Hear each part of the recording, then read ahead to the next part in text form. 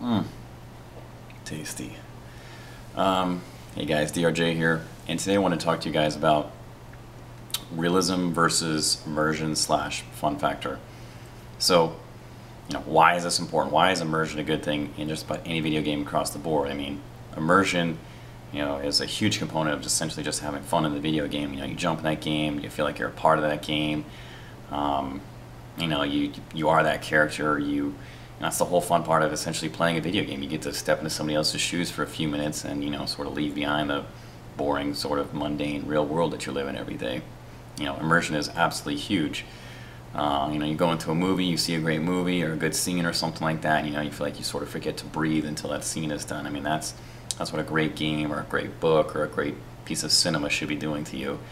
That being said, I think a lot of devs, a lot of designers, and media across the board, but we're talking about games right now, make the mistake that realism sort of directly equates to more immersion and more fun factor.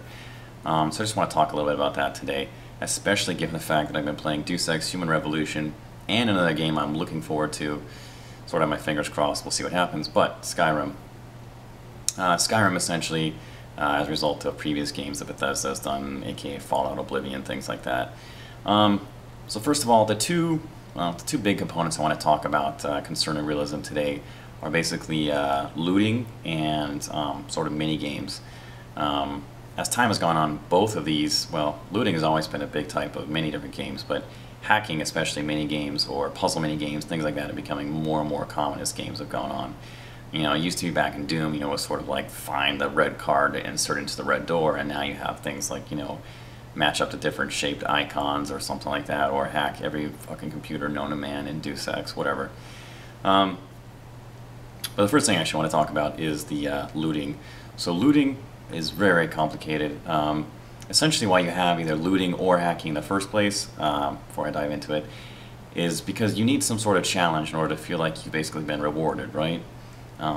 If you jump in and load in and you get whatever thunder gun or godlike powers, you don't feel like you're godlike because you haven't had any progression. You don't know what it's like to feel strong if you haven't essentially felt weak. And that's the whole concept behind, slowly building yourself up, having some sort of challenge in there so you can beat that and overcome it and feel, strong. So that's where basically looting comes in, is, there's a variety of different ways to do it. Mass Effect, the first one, did it basically you hit a button after you killed a bunch of guys and it searched all their bodies, it just dumped all the loot into your person. One of the reasons why Mass Effect did it that way is because you could send somebody skyrocketing off in an orbit and you couldn't search their bodies. Another reason, though, I like to think is that actually keeps you focused on the storyline. What Deus Ex is doing, as anyone knows, is not only can you find ammo anywhere and everywhere, and you need it because there is so little ammo. It's actually interesting because the devs directly stated that they decreased ammo count, in their opinion, fun factor skyrocketed. But ammo is found everywhere, and you need that if you're going to go through and actually use a gun. And you're going to find it in bathroom stalls, boxes, crates, shelves, desks, doors, wherever you can think of, you're going to find ammo. So one of the other things Deus Ex does as far as looting bodies is when you kill somebody, you can not only search their body for ammo, but you pick up their individual gun for ammo.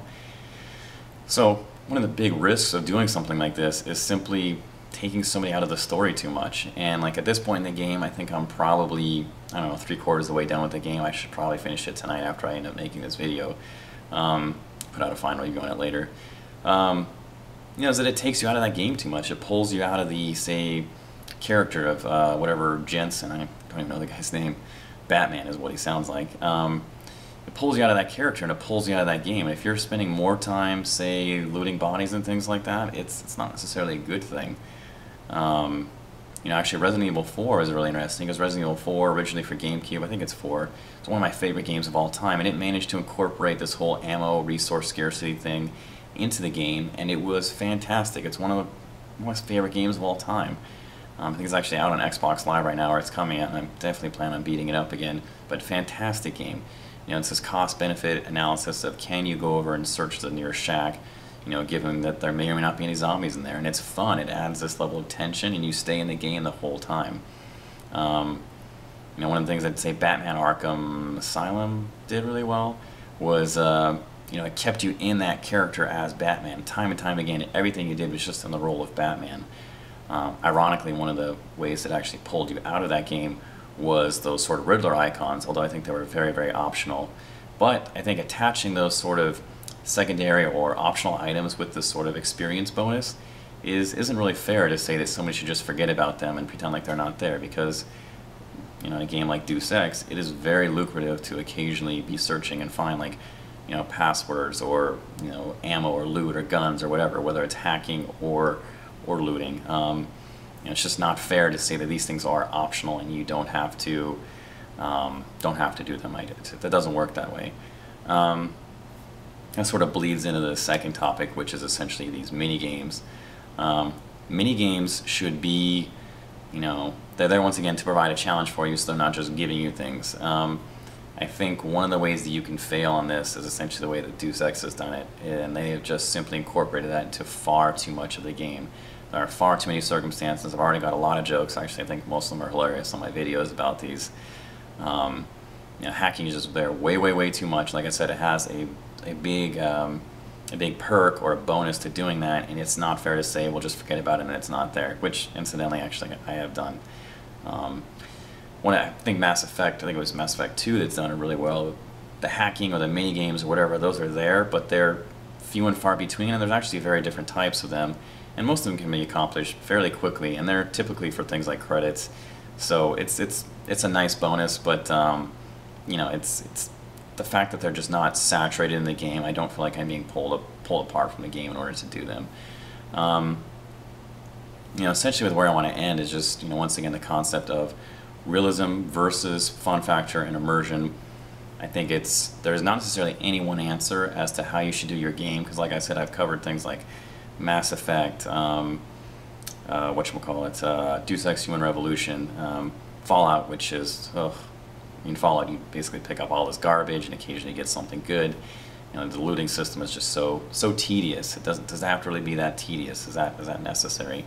And then even things like Resident Evil that really capitalized on that, you know, ammo resource scarcity and made that into a good thing in the game. People love that. I love that.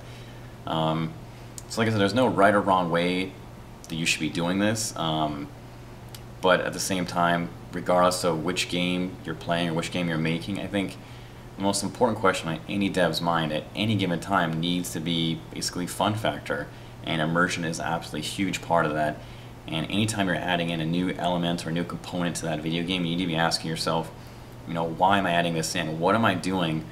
You know, what is this bringing to this game I'm designing? What is the reason behind putting this in? If I'm adding in element A, like, what is going to be, you know, option B coming out of this? What is going to be the result? And just feeling as though something should be there, regardless of whether or not how that plays, I think is a big mistake that you can make. So, you know, as always, you know, questions, comments, criticism, feedback. This is kind of a big topic, sort of a little bit jumbled. I try not want to get too much into Deus Ex 2. I'm going to do a review on that. So, you know, whatever, as usual, let me know what you guys think.